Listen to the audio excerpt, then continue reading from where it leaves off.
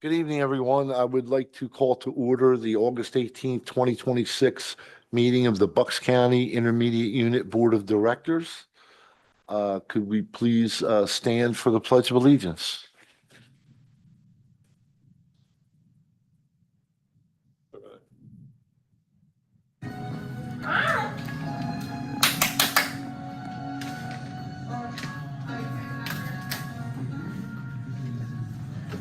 I pledge allegiance To the flag of the of the United United States of America and to the republic for which it stands, one nation, under God, indivisible, with liberty and justice for all. with liberty and justice for all. And just for your information, that pledge was being led by the students at the Caleb Santiago Health and Physical Education class at the Bucks IU at Pearl S. Buck. So with that being said, Michelle, could we get a roll call for attendance, please? Absolutely. Mr. D'Angelo, Here. Ms. Sheehan, Here. Ms. Foley, Mr. Godikson, Mr. Hollowell, I am here. Ms. Khan, Present. Mr. Morgan, Mr. Reimers, Ms. Stern, Present. Mr. Traeger, Present. Ms. Walbeezer, Mr. Waldorf, Ms. Winters. Here. Okay, we have a quorum of 7. Okay, we got under the wire there. Okay. Okay, now, could we we do want to make an announcement that we did have an executive session tonight, starting at 6 o'clock, where we discussed real estate and personnel matters. Okay, so now we go on to item 2 of the public participation. Comments for agenda items only. Pat, we have anything over there? Okay, no one has signed up for public participation, so we can move on to our consent agenda. And what we're going to do is take a look at items 4A through 8H. So looking at items 4A through 8H, does anyone have one of these pulled for vote on separately, or would like to discuss it separately?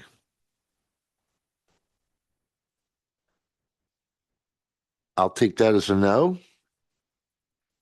And then that being said, may I have a motion to approve consent agenda items 4A through 8H? So moved. Second. Okay. That was Ms. Sheehan and Ms. Winters. Ms. Sheehan and Ms. Winters, okay. And if not, are there any additional discussion or any questions or concerns about those items? Okay, if not, all those in favor? Aye. Aye. Any opposed? Any abstentions? That motion carries. Okay, do we just get Mr. Reimers? Mr. Reimers is here. Thank you for calling. Just want to mark you down.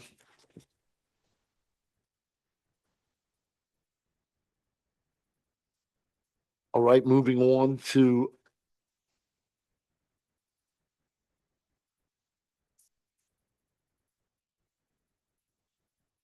where are we going to? Item 9, I'm sorry. Yeah, you're fine. Yes, I got it right here. So we're going to go through our presentations and mini reports and start out with our special education mini report. Dr. Lenny Green. Good evening, everyone. In your packet, we have the special ed mini report. This month is about extended school year. It was developed and presented by Kelly Hausman, who is our colleague who oversees ESY every year. Kelly has a commitment that prohibits her from being here with us this evening, so I'm going to do my best to provide an update on Kelly's PowerPoint that she has submitted for our review.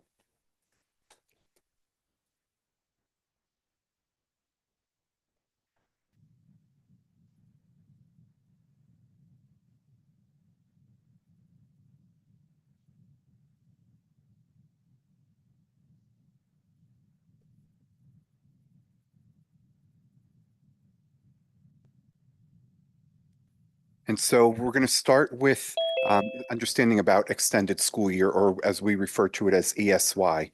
And ESY is something that's federally mandated under IDEA and in Pennsylvania under Chapter 14, where each LEA or local education agency, otherwise known as a school district, has to go through a process to identify students with special education needs to see whether or not they need to be a participant in the extended school year program. There are no specific mandates about the length or duration or time frame for an extended school year program. And in Bucks County, we're proud to share that our program is a 5-week in length program. And it helps students go through the process to make sure that they don't lose or regress during the summer months or the time off from their instructional programs. The Bucks IU, we partner with all 13 districts in the county, and we have representation in our in our programs that we offer from all of the districts, and we also work with all of the districts to help offer supports in your own district-run programs. We also support 50 out-of-county school districts, and those mainly are for our students that are in our group homes or our residential programs. They're also entitled to participate in extended school year programs as well. One of the hallmarks of the IU ESY program is that we have our center-based programs where we're able to continue the learning for students in that programming setting that they've been in all year. But then we also get to partner with our districts throughout the county, and we use some of your buildings and facilities to house programs. So this slide shows that our partnership with Bensalem, we're at Cecilia Snyder Middle School. In Pennsbury, we partner at Fallsington. At Quakertown, we're in Strayer Middle School. And in Council Rock, we're at Hillcrest Elementary School. And then we continue with Samuel Everett and Pearl S. Buck.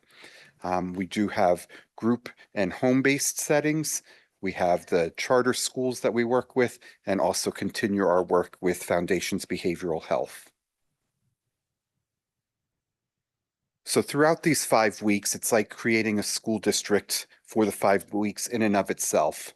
And in our center-based programs, run by the IU and the district buildings, we have 615 students this past summer of 2025 who participated in full-day programming. We had 639 students that we supported in your district programs, where your districts have reached out and said, can you help support us with speech therapists or another therapist or an itinerant teacher? 54 students were receiving ESY services in their home. So altogether, there were about 1,300 students in Bucks County that the IU was able to support in their extended school year program. When we take a snapshot about the enrollment through the years, you can see in 2024, it's the green graph. Orange is represented in 2025, and 2026 is represented by the blue graph. And you can see that the numbers have gone up, and there is that larger jump from 25 to 26 due to the opening of Pearl S. Buck, one of the our newest center-based program that opened earlier at the start of 2025. It was our first summer to have students in that extended school year program. When we look at the extended school year staff to make this all happen, Kelly Hausman and Pauline, they worked together with our HR colleagues, and they onboard 756 staff members to help make that happen, from teachers to therapists to teachers of the blind and visually impaired to PTs, BAs or behavior analysts, counselors, nurses, orientation mobilities, and the like. Everything that is offered in a student's IEP during the school year, the LEA has the opportunity to continue those services during the 5-week program.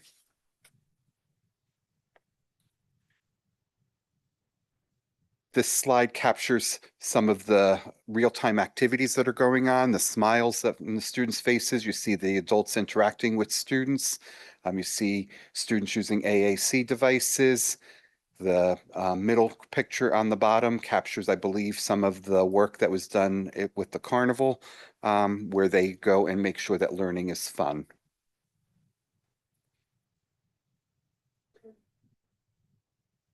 And this is Kelly's way of just saying thank you. And from our students, they're saying thank you for the support that you do and to provide to us to make sure that ESY happens. And we appreciate the partnership with each of your districts to ensure that the students are afforded the opportunity of that free and appropriate public education. And if there are any questions, I will do my best to answer on behalf of Kelly.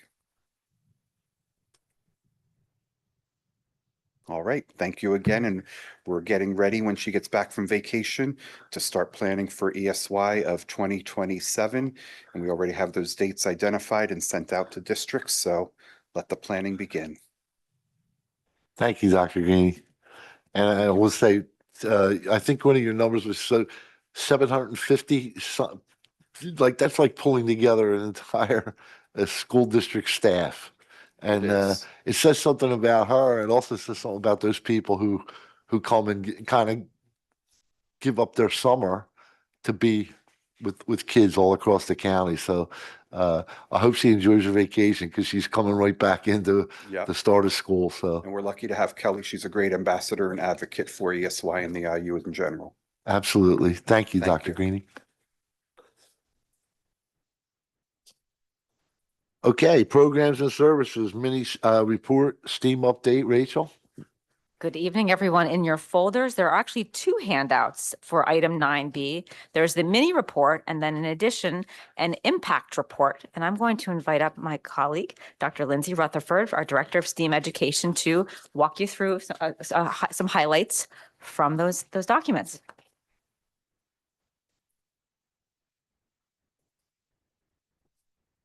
Good evening, everyone.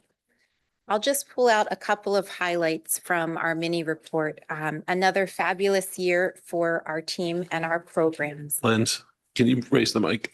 Yes. Thanks. How's that? Better? Another fabulous year for our team and our programs and all of the kiddos that have engaged. When we think of our STEAM programs, we can think of them three different ways. Number one, professional learning. The highlight of our professional learning this year was continuing to support all of your teams as they were in year one implementing the new STEEL standards, which is short for science, technology, engineering, environmental literacy, and sustainability. And yes, I am ticking off the letters on my fingers too to make sure I don't get that wrong. But we will be entering our second year this year of implementation, which also means second year of the fully aligned assessments. So we will continue that support moving into this year. But this past year, we offered 12 STEEL-specific days just focused on that implementation, ranging from leadership team support, introductory type of learning days to days focused on assessment. We also hosted the Environmental Literacy Institute and other various STEELS related offerings. The Mobile Fab Lab wrapped up its 7th year of operation, which is hard to believe. But the highlight of our year was expanding to a complete 3rd lab this year with the support of our PA Smart Grant. Thanks to the addition of that 3rd lab, we took up residency at 68 schools this past year, impacting and engaging over 23,000 Bucks County students. Highlights from the center, well, first of all, 5th year of operation, which again, a little bit hard to believe. But a highlight was the number of grants that we were working with. These grants help bring our STEAM programs, whether it's after school clubs or Saturday programs or field trips, to schools and families that may not otherwise be able to engage in our programs. From career awareness field trips to drone programs to special STEAM Saturday events, we were able to engage a lot of students. To highlight 2 partnerships that you see in your report. TPD is a company, a local company, civil engineering, that does a lot of the traffic planning for PennDOT. And so what else could we do but a bridge building engineering extravaganza with a lot of their employee volunteers on a Saturday? Another partnership that we had a lot of fun with was with the Delaware Valley Industrial Resource Center, where we did battle boats. So instead of the traditional battle bots, we literally had kiddie pools out back and we floated boats and they battled it out, highlighting the Industrial Resources Center work with the Navy Yard and the submarine workforce, which was a really fun connection to make. Summer camp continues to be the go-to for local families. This year, engaging 465 children over 9 weeks of camp. Camp themes included video game design, Bloxels digital art, and the ever-popular Minecraft. Nearly every camp was sold out, which is a testament to the reputation that our Fab Lab has built with families. I want to take an opportunity to thank you all this evening for supporting the growth of the Fab Lab and our STEAM programs. You can see the plant at your laptop or your place is either a little succulent plant or lavender, and I do encourage you to give it some water.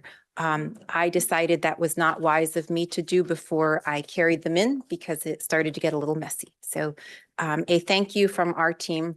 We have a lot of fun each year deciding what we're going to make to show our gratitude to the board. As we look ahead to 26-27, we're excited for new partnerships to support our growth, including becoming a Ripken Foundation STEM Center.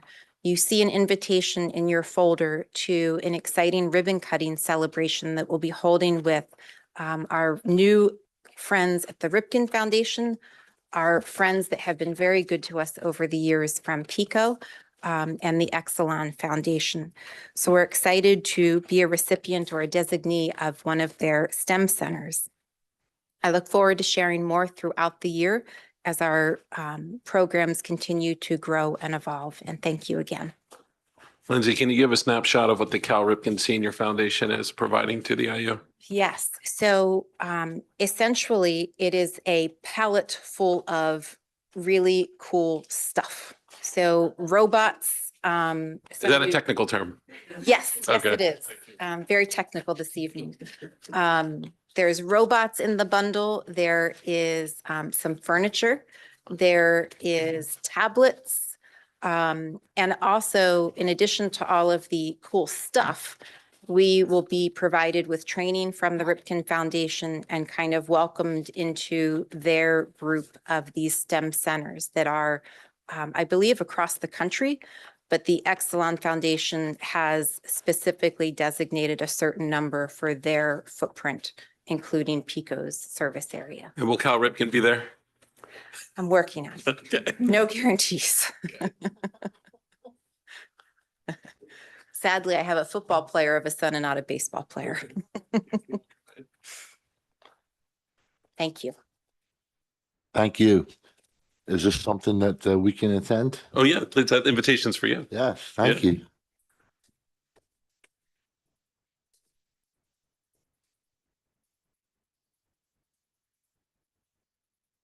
All right, next in line here is our operations committee report, safety and security. Dr. Hertwig. Good evening, everyone. Allow me to draw your attention to item 9C on the agenda, which is the Safety and Security Mini Report. It is also included in your orange folder. And I have the pleasure of introducing Mrs. Beth Kramer, who is our safety supervisor, and she's going to highlight some of the great work that's been happening in safety and security at the Bucks IU.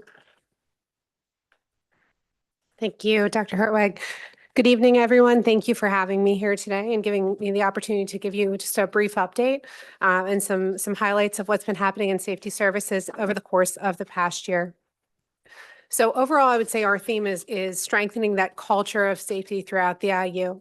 We have been focusing on our internal safety procedures, safety planning, readiness for any safety or emergency situations, as well as the use of common language within the IU. And we also provide direct support for safety situations as they arise over the course of the year.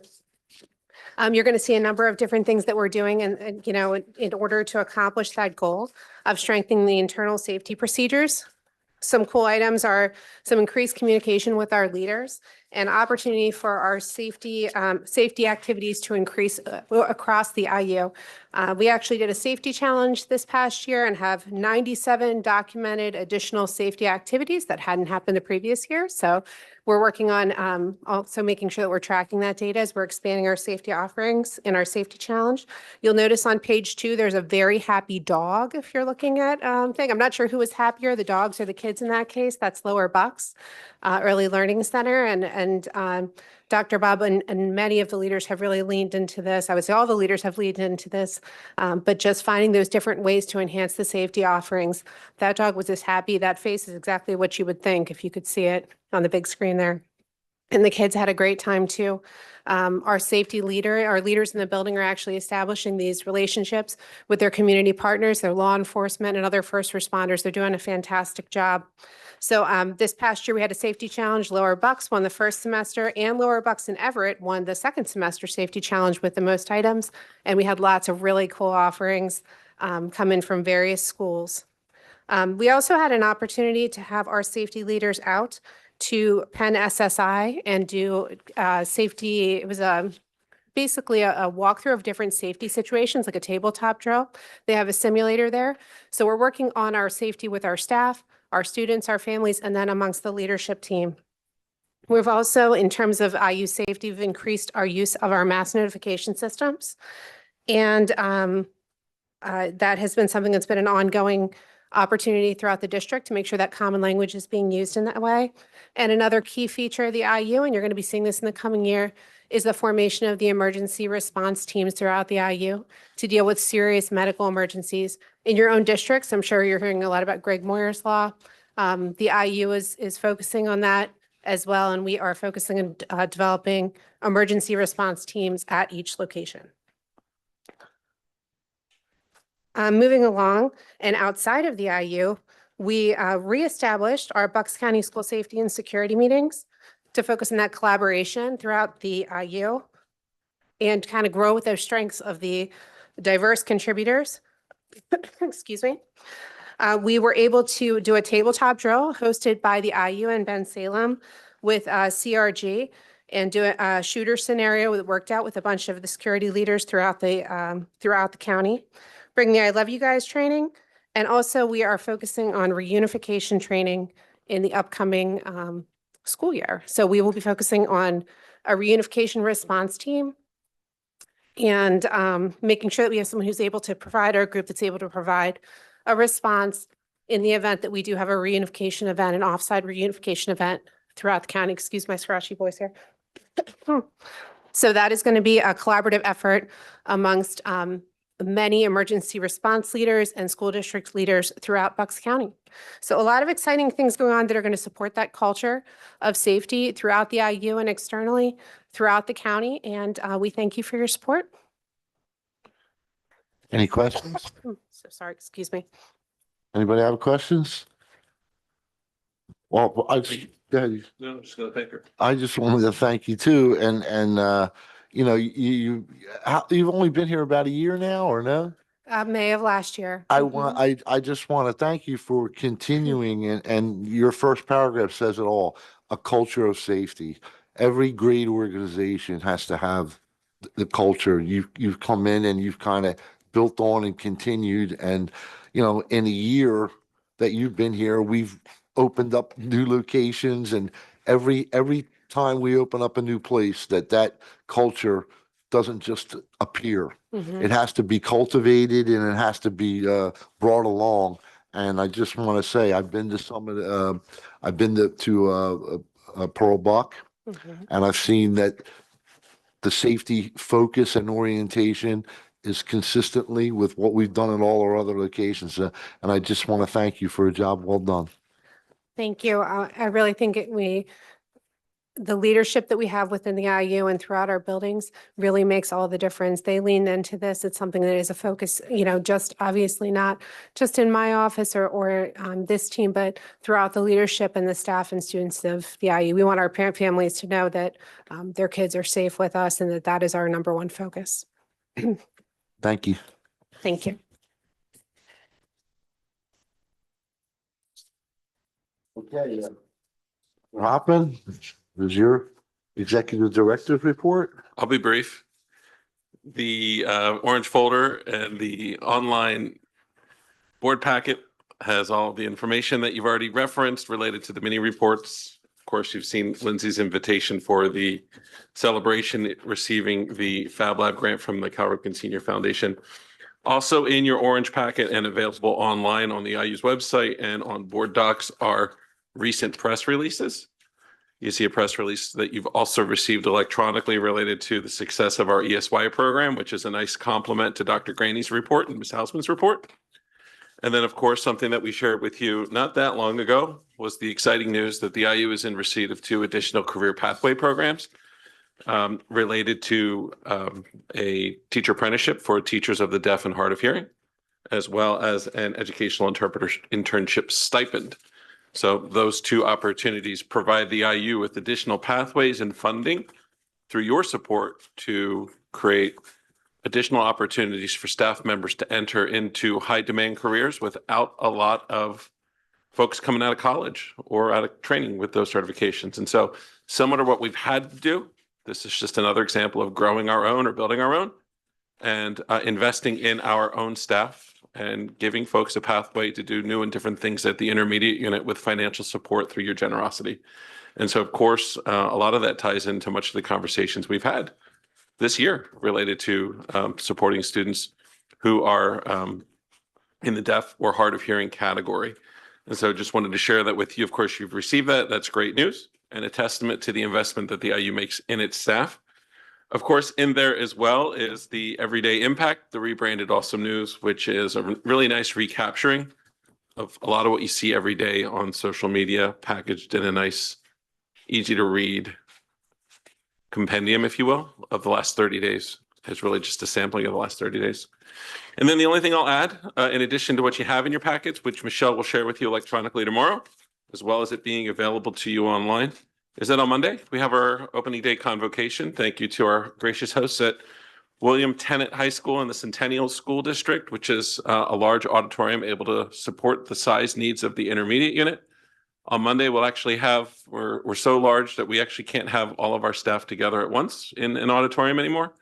There's parking considerations and just size considerations. So we'll have 2 opening day convocations on Monday.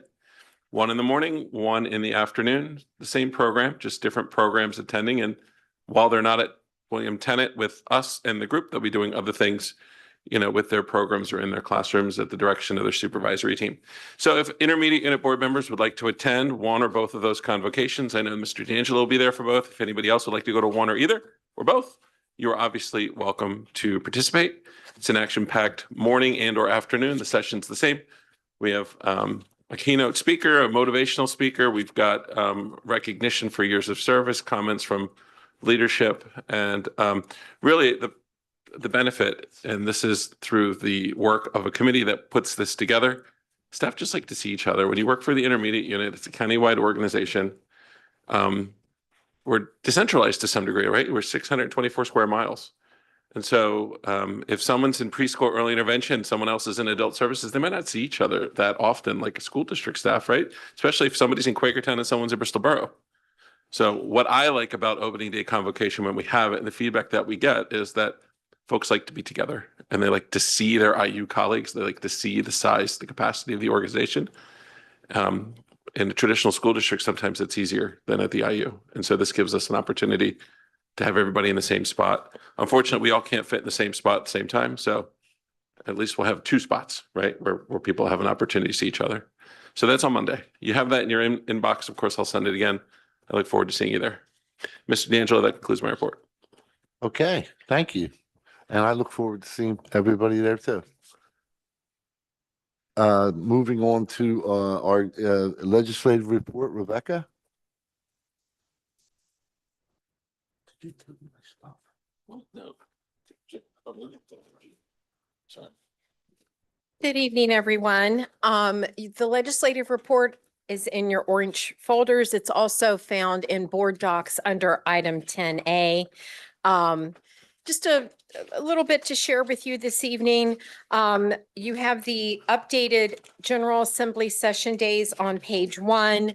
The House added a couple of additional days after they approved the budget on July 12th, which was a little bit unexpected. Everyone thought they were adding those days in order to take up the skilled games issue, which I've talked to you about before. Unfortunately, they recessed on July 23rd and nothing was done on skilled games. What that means is when the House and Senate come back in session for active session days on September 28th, there are only 6 scheduled session days to take up that issue before the Supreme Court stay runs out on October 13th. So they don't have a lot of time to act on this issue. Over on page 2, I just reminded you that the governor still has not yet permitted Pennsylvania to participate in the Education Freedom Tax Credit Program. And that program goes into effect on January 1. And as of the end of June and July, he had not made any effort to say that Pennsylvania would be participating. The middle of page 2, exciting news. PCCD, the Pennsylvania Commission on Crime and Delinquency, released the state application for the 26-27 school safety and mental health grants last week. Applications are non-competitive. They are formula-driven. Each school district receives a minimum of $100,000 base amount and an additional amount based on their 24-25 adjusted average daily membership. All other eligible school entities, including intermediate units and career technical centers, receive $70,000. I copied the table for you of all Bucks County school districts so you know how much your district is scheduled to receive as long as you get your grant application in by the deadline of October 16th, 2026. On page 3, there was some information provided nationally about state teacher shortages. And I wanted to share this because we know we feel it. We feel in Pennsylvania, we have a significant teacher shortage. That teacher shortage is across the country. So I gave you a table from the Learning Policy Institute, which did an analysis reporting data unfilled professional teacher positions, but also data on positions filled by individuals who did not hold the appropriate certification, emergency certified or long-term certifications, not highly qualified certifications. Table 1 tells you specifically that there are an estimated 387,843 teachers who were not fully certified for their teaching assignments. There's also about 37,569 unfilled teacher positions across the country. That is only based upon 29 states in the District of Columbia that actually publishes that data. The Institute represents that about 1 in 8 of all teaching positions nationally, teachers are not fully certified for their positions. If you go to the top of page 4, I pulled out the data from this report specific to Pennsylvania. PDE reported 1,659 unfilled teacher positions as of October 25-26, and the state reported that there's an additional 13,352 teachers who were teaching a subject or grade for which they were not fully certified. So if you look at that data, I want to tell you one of the things our IU has been working on with supervisors of special education and our HR supervisors jointly this past school year is really tracking the number of highly qualified teachers that we have. We've made a real effort. We've had a goal of ensuring that all Bucks IU professional staff are appropriately certified and are considered to be highly qualified. We continue to identify individuals who may be working under an emergency permit and make sure we have individual conversations with them to get them enrolled in a program to get the highly qualified certification that they need. This year, we really narrowed that list down, and now supervisory staff are having weekly check-ins to make sure student individuals are enrolled in credentialed programs and they are becoming highly qualified and appropriately certified. So this is an area we've really been working on, and it's good to see that we're not the only ones feeling this, that the national data and the state data show that others are feeling the same thing. Under federal issues, first, federal Head Start changes. On August 6th, the U.S. Department of Health and Human Services announced a sweeping proposed overhaul of the federal Head Start program performance standards. The rule was published in the Federal Register on August 7th, and it basically would replace much of what the current federal regulatory structure is for Head Start and early Head Start programs. Public comments on the proposed rule are due on October 6th. Important note, the changes are proposed only. Current Head Start requirements remain in effect until new rules are promulgated and approved. The Department of Health and Human Services estimate that the proposal could reduce or redirect approximately $2.2 billion in program cost and preserve or expand capacity by as many as 236,000 Head Start slots nationally. The proposed changes, and I'm now moving over to page 5, are in a variety of areas. First, the first area that is addressed is administrative cost. The allowable cap currently for Head Start development and administrative cost would decrease from 15% to 5% of total approved program cost. Only approximately 3.7% of Head Start grants currently operate at or below 5% administrative cost. So this would have a great magnitude on programs. However, the rule states that programs could request a waiver, particularly programs who attribute shared central office services such as HR, technology, business, operations, et cetera, across several program areas. The proposed rules require increased state and local flexibility.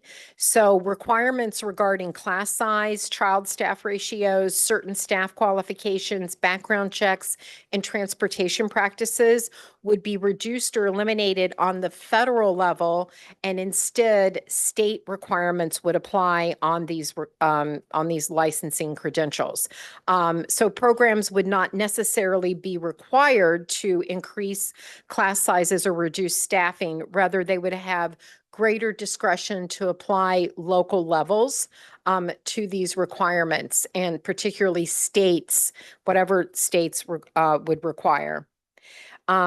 Regarding changes for education and services, the proposal eliminates a number of federal requirements governing service duration, staffing models, education, health services, and other program operations.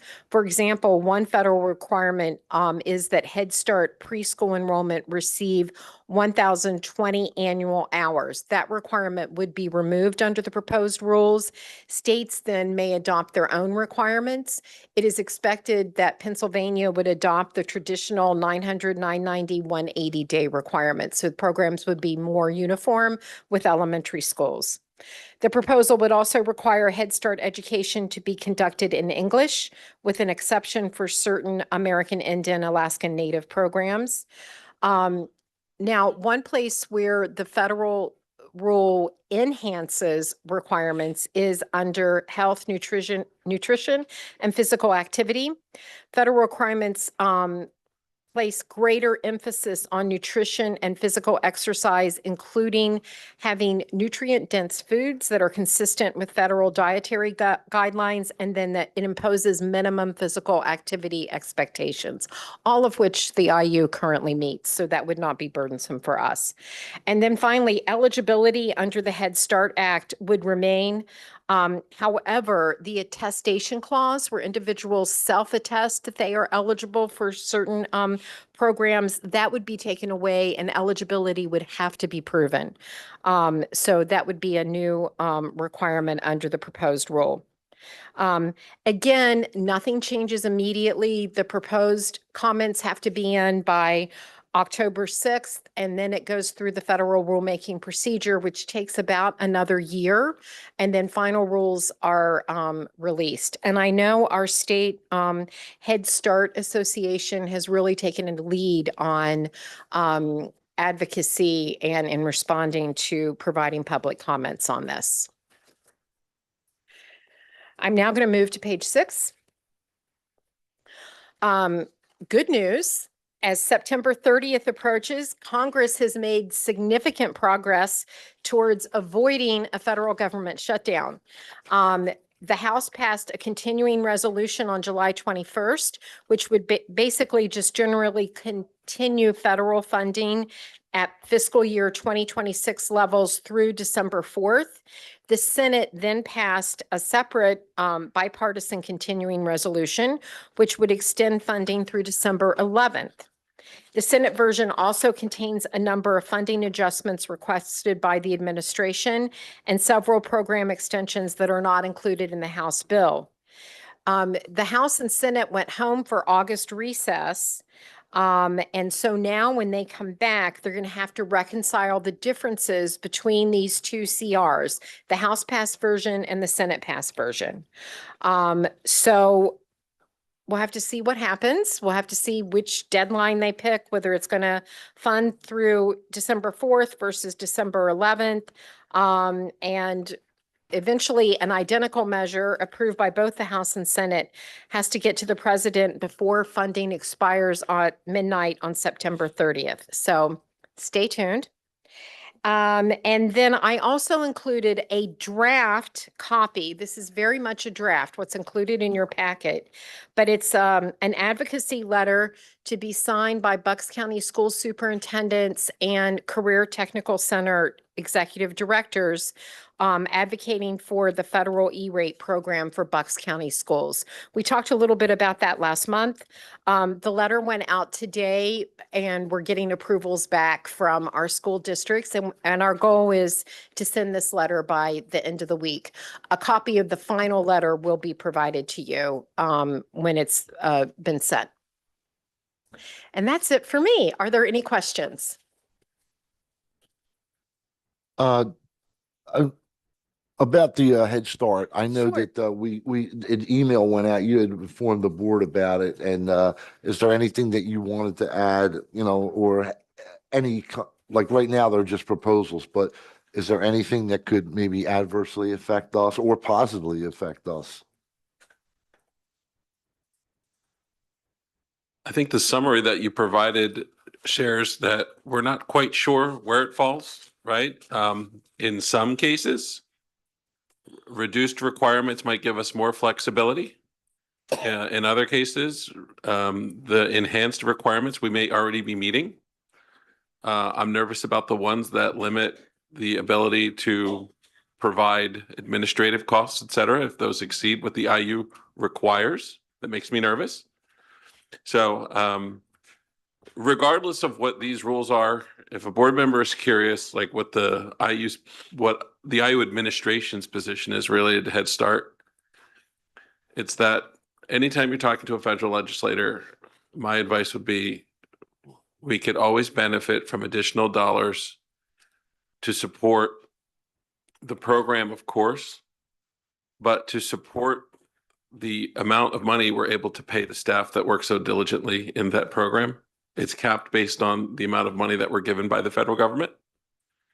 And also based on the need that we know that exists in Bucks County, additional dollars would allow us, in addition to providing additional compensation to the staff, additional dollars would allow us to serve additional students.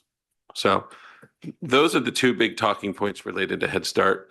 So much of this rulemaking stuff, it's not that we're not paying attention to it. Clearly, Rebecca and Rosanna are working very diligently and collaboratively on this. It's that we don't know how it's going to turn out in the wash. I just keep our focus on the kids that we serve, the staff who serve them, and having an adequate financial award to allow us to pay staff the salaries they deserve to serve those kids. Mhm. Rosanna, I'm looking at you. Would you like to add anything or reinforce what I said or correct anything I've said?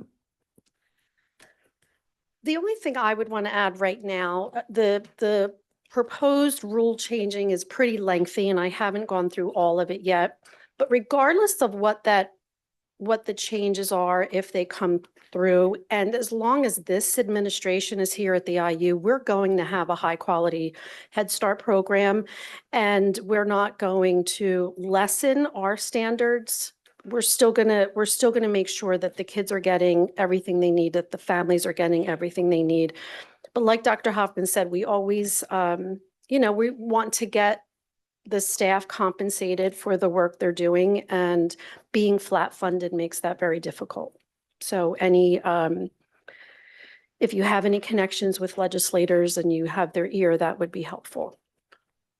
I guess that was my question, was how do we personally, as a board here, as a board at our home districts, how do we get involved? What can we do to help with the advocacy efforts, right? PSBA, they do the day of advocacy. That's one day a year.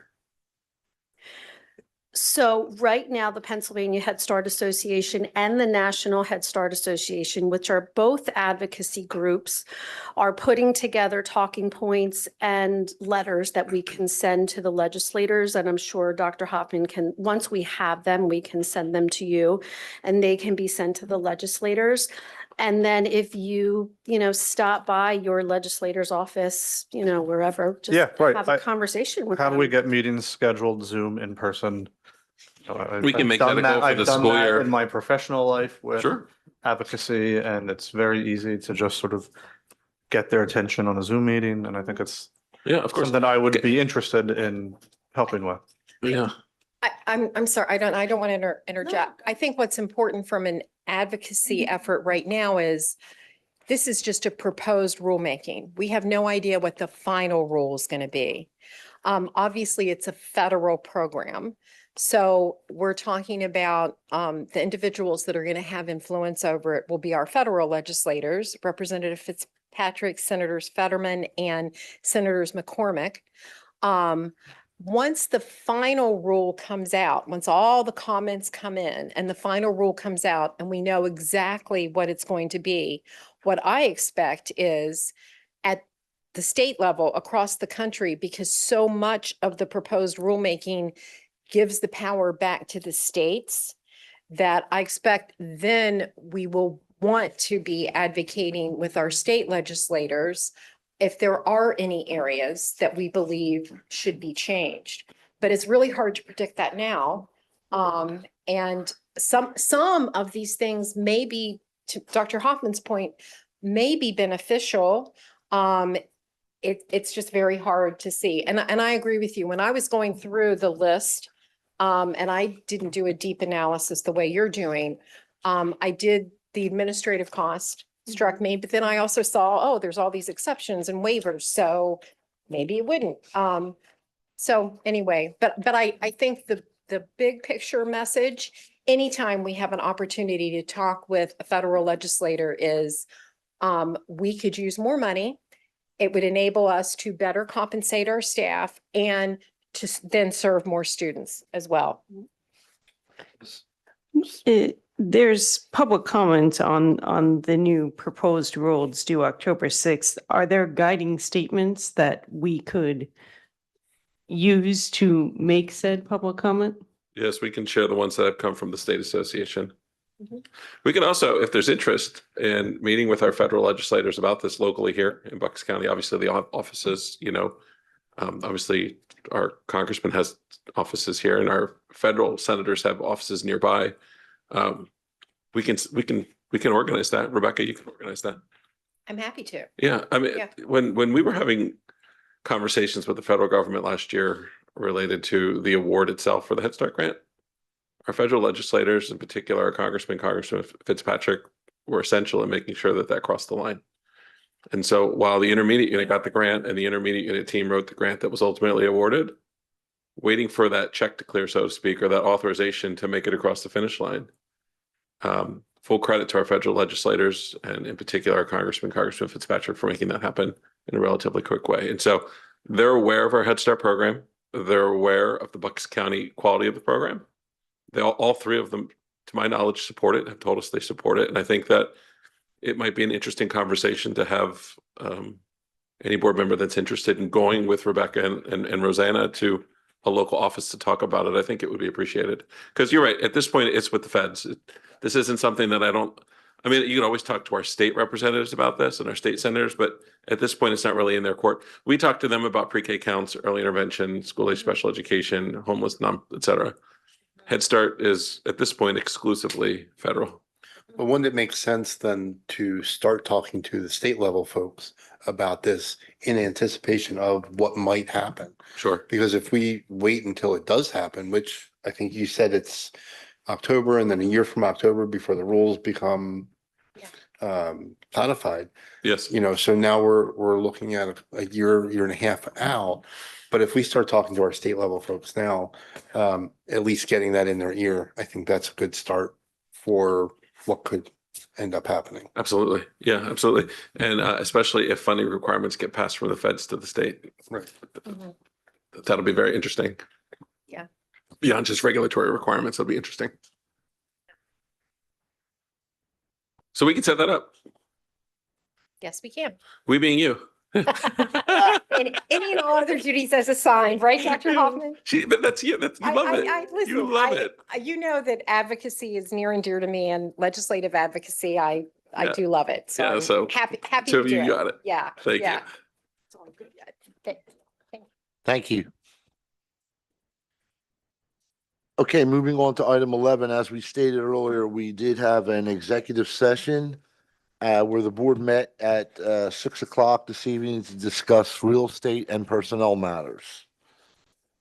Okay, moving on to item 12. And it has special significance tonight. My question is there any old business? You're old. And you know, I've missed that. And could you come up to the podium there, Mr. Jackson? And so for 5 years, for the last 5 years, I had been Ron Jackson. I was the president. Ron was the vice president. And whenever we came to that, Ron would always tell me that I'm old. And he seemed to take great delight in that, you know, which, but I do want to recognize that you're here, and I've missed you, my friend. Ron served as the vice president of this board for 5 or 6 years, and I can tell you, as the president, I was always able to pick up the phone, call Ron. He represented Quakertown, but he also represented the Bucks IU. And there were many times where, you know, there was issues that we had to deal with. We were growing exponentially and we had to make a lot of tough decisions. And it was always great to be able to call Ron. And as I became a colleague on this board, I also became a good friend. So I just want to acknowledge Ron. Thank you for coming back. There's a Dr. Pepper waiting for you in the ice box in there. Sorry, Ron, I And, drank it. Now, thank you for the kind words. I will say, I started on the IU board in January of 2015. To put some context in it, if those who are old enough might remember, Fern Strunk was there before I was. And I think Fern just wanted out. And I was a parent of a special needs child who was in the IU in many programs, so I was happy to be brought on board. And yeah, when the few years into it, I was able to become the vice president. John was always the president. A lot of people, sometimes we would talk, do you want to be president this year? I would always say, I don't ever want to be president as long as John's here. Because those of you who know John's been there a long time, a lot longer than I had. And one of the great things about John is he has the ability to be here.